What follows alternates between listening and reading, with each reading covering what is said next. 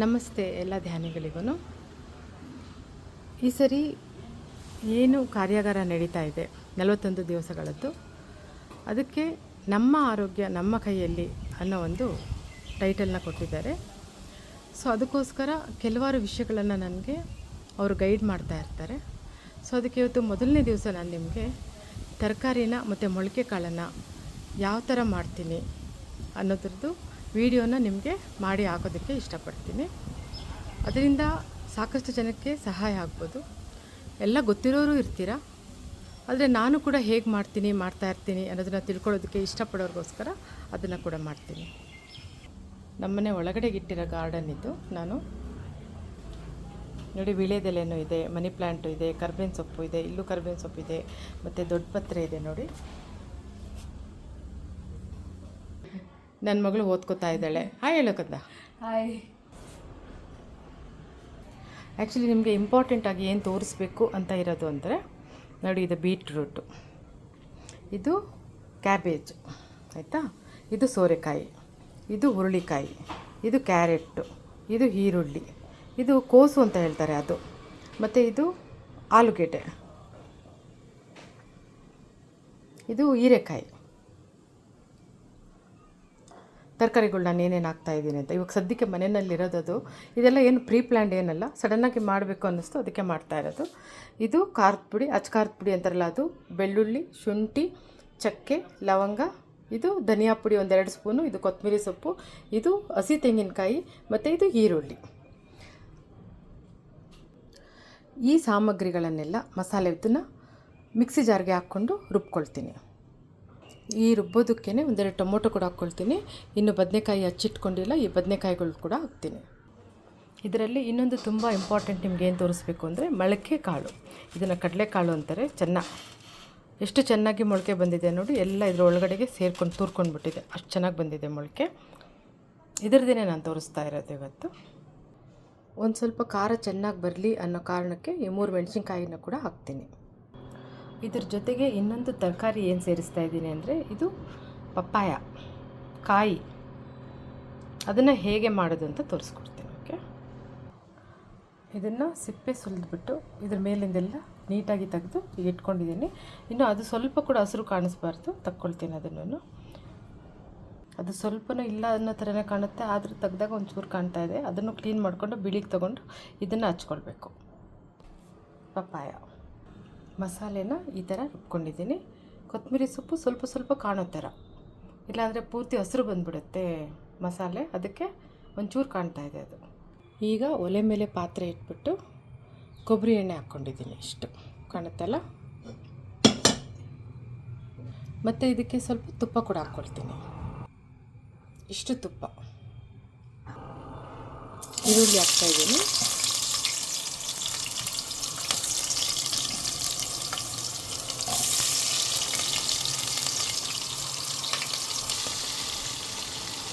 ಒಂದು ಸ್ಪೂನಷ್ಟು ಅರಿಶಿನ ಹಾಕಿದ್ದೀನಿ.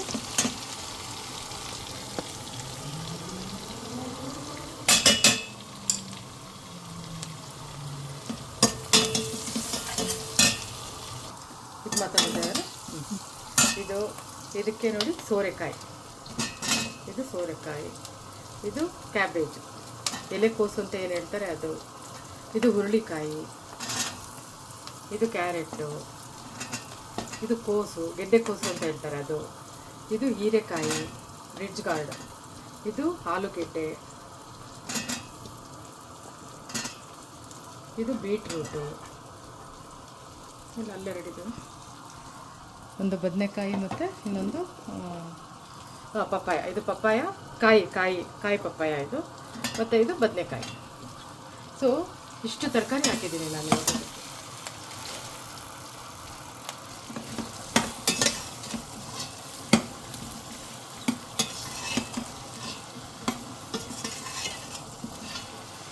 ಇದೆಲ್ಲ ಹಾಕ್ತಾ ಇರಬೇಕಾದ್ರೇ ಆಗಲೇ ಇದನ್ನು ನೆನೆ ಹಾಕಿ ಇಷ್ಟು ಮೊಳಕೆ ಬಂದಿರೋಂತಹ ಕಡಲೆಕಾಳು ಇದನ್ನು ಹಾಕ್ತಾಯಿದ್ದೀನಿ. ಎಷ್ಟು ಚೆನ್ನಾಗಿ ಅಂದರೆ ಎಲ್ಲ ಇದ್ರೊಳಗೆ ಹಿಂದೆ ಬಂದುಬಿಟ್ಟಿರುತ್ತೆ. ಯಾವ ಕಾರಣಕ್ಕೂ ಅಂಟು ಬರದೇ ಇರೋ ಥರ ನೀಟಾಗಿ ನೋಡ್ಕೊಂಡಿದ್ದೀನಿ. ಇದು ಕುಕ್ಕಿಂಗ್ ಇದನ್ನು ತೋರಿಸ್ಬೇಕು ಅನ್ನೋದು ಪ್ಲ್ಯಾನ್ ಏನಲ್ಲ, ಈಗ ಮಾಸ್ಟರ್ಸು ಇದನ್ನು ಮಾಡಿ ತೋರಿಸು, ನಮ್ಮ ಆರೋಗ್ಯ ನಮ್ಮ ಕೈಯಲ್ಲಿ ಅನ್ನೋ ಪ್ರೋಗ್ರಾಮ್ಗೆ ಇದು ಕೂಡ ಹೆಲ್ಪ್ ಆಗುತ್ತೆ. ಜನಗಳಿಗೆ ಅನ್ನ ತಿನ್ನಲ್ಲ, ಜಾಸ್ತಿ ಚಪಾತಿ ತಿನ್ನಲ್ಲ, ಬರೀ ತರಕಾರಿ ತಿಂತೀವಿ, ಸಪ್ಪೆ ಸಪ್ಪೆನೂ ಇರೋದಿಲ್ಲ. ರುಚಿಕರವಾಗಿ ಮಾಡಿಕೊಂಡು ಹೇಗೆ ತಿನ್ನೋದು ಅನ್ನೋದಕ್ಕೆ ತೋರಿಸ್ತಾ ಇರೋದು ಇದನ್ನು. ಇದನ್ನು ಪಿಂಕ್ ಸಾಲ್ಟ್ ಅಂತ ಹೇಳ್ತಾರೆ. ಈ ಸಾಲ್ಟ್ನ ಉಪಯೋಗಿಸ್ತೀನಿ ನಾನು. ಈ ಥರ ಕಾಣುತ್ತೆ. ಮನೆಗೆ ಕ್ರಿಸ್ಟಲ್ ಕೂಡ ತೊಗೊಂಡು ಬಂದು ಮನೆಯಲ್ಲೇ ಮಾಡ್ಕೊಳ್ಬೋದು. ನಾನು ಇಲ್ಲಿ ಏನಕ್ಕೆ ಇದಕ್ಕೆ ಮುಂಚೆನೇ ಹಾಕ್ತೀನಿ ಅಂದರೆ, ಇಲ್ಲಿ ಎಷ್ಟಿದೆ ತರಕಾರಿ, ಅದಕ್ಕೆ ಎಷ್ಟು ಬೇಕಾಗ್ಬೋದು ಅಂತ ಅನ್ನೋದನ್ನ ನೋಡಿಕೊಂಡು ಹಾಕ್ತೀನಿ ನಾನು. ಆಮೇಲೆ ಬೇಕಿದ್ರೆ ಹಾಕ್ಕೊಳ್ಬೋದು. ಸ್ವಲ್ಪ ಹೊತ್ತು ಹಾಗೇ ಹುರ್ಕೊಂಡಿದ್ದೀನಿ ಎಲ್ಲ ತರಕಾರಿನ ಸೇರಿಸಿ. ಇವಾಗ ನಾನು ರುಬ್ಬಿ ಇಟ್ಕೊಂಡಿರೋ ಅಂತಹ ಮಸಾಲೆನ ಹಾಕ್ತೀನಿ.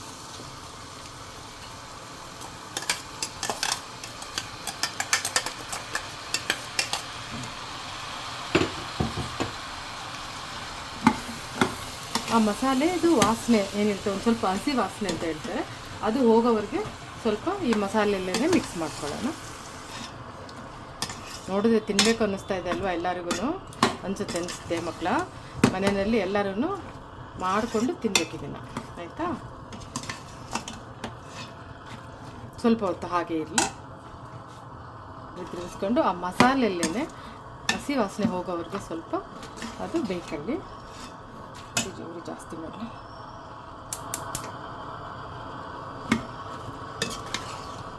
ನೋಡೋಕೆ ಚೆನ್ನಾಗಿ ಕಾಣಿಸ್ತಾ ಇದೆ ಅಲ್ವಾ? ಸೂಪರ್.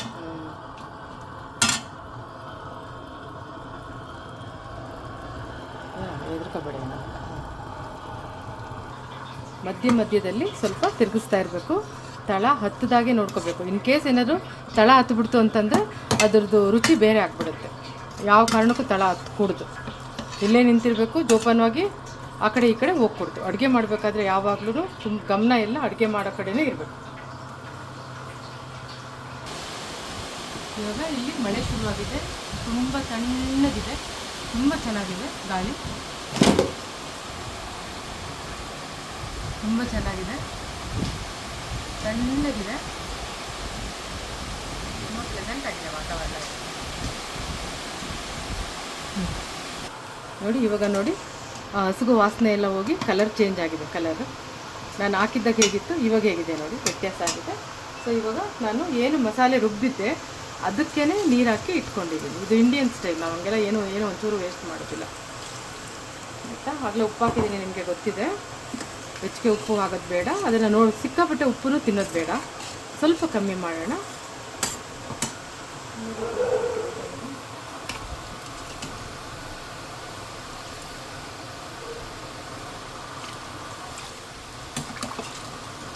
ಇನ್ನೂ ಸ್ವಲ್ಪ ನೀರು ಬೇಕಾಗುತ್ತೆ, ಯಾಕೆಂದರೆ ಇವೆಲ್ಲ ಬೇಯೋಷ್ಟೊತ್ತಿಗೆ ಕುದ್ದು ಸ್ವಲ್ಪ ಟೈಮ್ ಹಿಡಿಯುತ್ತೆ.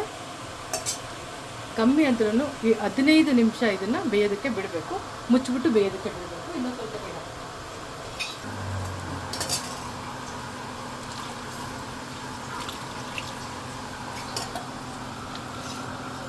ಸ್ವಲ್ಪ ಕೊತ್ತಂಬರಿ ಸೊಪ್ಪು ಕಾಣ್ತಾ ಇದೆ ಅಲ್ವಾ? ಏನಕ್ಕೆ ಕೊತ್ತಂಬರಿ ಸೊಪ್ಪು ಹಂಗೆ ಕಾಣಿಸ್ತೀನಿ ಅಂತ ಹೇಳಿದ್ರೆ, ತುಂಬ ನುಣ್ಣಗೆ ರುಬ್ಬಿಟ್ರೆ ಹಸಿರು ಬಣ್ಣ ಬಂದುಬಿಡುತ್ತೆ, ಅದಕ್ಕೆ ಅದು ಬೇಡ ಅಂತ ಅಂದ್ಬಿಟ್ಟು ಹಾಗೆ ಮಾಡಿರ್ತೀನಿ. ಸೊ ಒಂದೆರಡು ಸುತ್ತಿದ ತಕ್ಷಣನೇ ಇನ್ನೂ ಕೊತ್ತಂಬರಿ ಸೊಪ್ಪು ಕಾಣ್ತಾ ಇದ್ದಂಗೆ ನಿಲ್ಲಿಸ್ಬಿಡ್ಬೇಕು, ಆಯಿತಾ? ಸೊ ಇವಾಗ ಇದು ಕುತ್ಕೊಳ್ಳಿ, ಬೇಯ್ಕೊಳ್ಳಿ. ಅಲ್ಲಿ ಸಾರನ್ನ ಕುದಿಯೋಕ್ಕೆ ಬಿಟ್ಬಿಟ್ಟು ಇಲ್ಲಿ ಬಂದು ಹೊರಗಡೆ ನಿಂತಿದ್ದೀನಿ. ಎಷ್ಟು ಚೆನ್ನಾಗಿದೆ ನೋಡಿ, ಮಳೆ ಬರ್ತಾ ಇರೋದು. ತುಂಬ ಎಂಜಾಯ್ ಮಾಡ್ತಿದ್ವಿ ಮಳೆನ. ನಾವು ಟೆರೆಸ್ಗೆ ಹೋಗೋಣ ಅಂದ್ಕೊಂಡಿದ್ದು, ಈ ಪ್ರೋಗ್ರಾಮ್ ಇತ್ತಲ್ಲ, ಇದು ಮಾಡ್ತಾ ಇದ್ನಲ್ಲ ಸಡನ್ನಾಗಿ, ಅದಕ್ಕೆ ಇಲ್ಲೇ ಉಳ್ಕೊಂಡೆ. ನೀವೂ ಎಂಜಾಯ್ ಮಾಡಿ ಇದನ್ನು ನೋಡಿ, ವಾತಾವರಣನ ನೋಡಿ. ವಾಯು ಎಷ್ಟು ಚೆನ್ನಾಗಿ ಆಟ ಆಡ್ತಾ ಇದ್ದಾನೆ.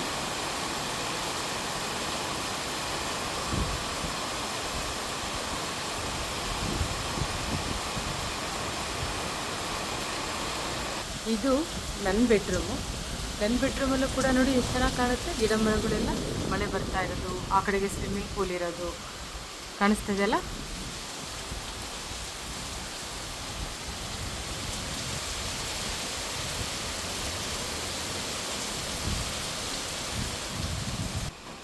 ನೋಡಿ, ನಾನು ಕಾಫಿ ಪ್ರಿಯೆ. ಅದು ಕುದ್ದು ಎಲ್ಲ ಬೆಂದು ನಿಮಗೆ ತೋರಿಸೋವ್ರಿಗೆ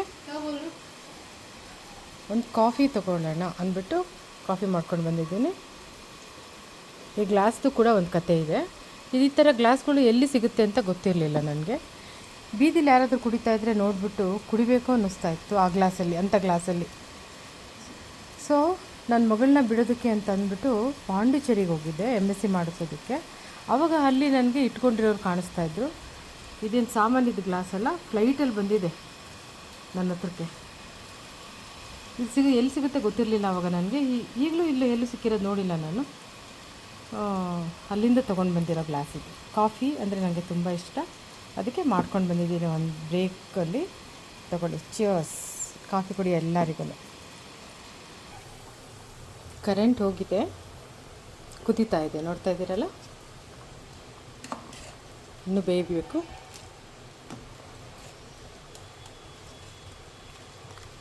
ಇನ್ನೂ ಗಟ್ಟಿಗೆ ಬರಬೇಕು, ತುಂಬ ತೆಳ್ಳಗಿರಬಾರ್ದು. ಇದನ್ನು ದೋಸೆಗೆ, ಪೂರಿಗೆ, ಚಪಾತಿಗೆ, ರೊಟ್ಟಿಗೆ, ಅನ್ನಕ್ಕೆ, ಮುದ್ದೆಗೆ, ನಿಮ್ಗೆ ಏನೇನು ಬೇಕು ಅನಿಸುತ್ತೋ ಎಲ್ಲದಕ್ಕೂ ಹಾಕ್ಕೋಬೋದು. ಬಟ್ ನಾನು ಇವತ್ತು ಇಲ್ಲಿ ಇದನ್ನು ಮಾಡಿ ತೋರಿಸ್ತಾ ಇರೋದಕ್ಕೆ ಕಾರಣ, ಅದನ್ನೆಲ್ಲ ಬಿಟ್ಬಿಟ್ಟು ಬರೀ ಇದೇ ತರಕಾರಿ ಕಾಳನ್ನೇ ತಿನ್ನಲಿ ಅನ್ನೋ ಕಾರಣಕ್ಕೋಸ್ಕರ ನಾನು ಇದನ್ನು ಮಾಡಿ ತೋರಿಸ್ತಾ ಇರೋದು. ರುಚಿಯಾಗೂ ಇರುತ್ತೆ, ಒಳ್ಳೆಯದು ಕೂಡ ಆರೋಗ್ಯಕ್ಕೆ.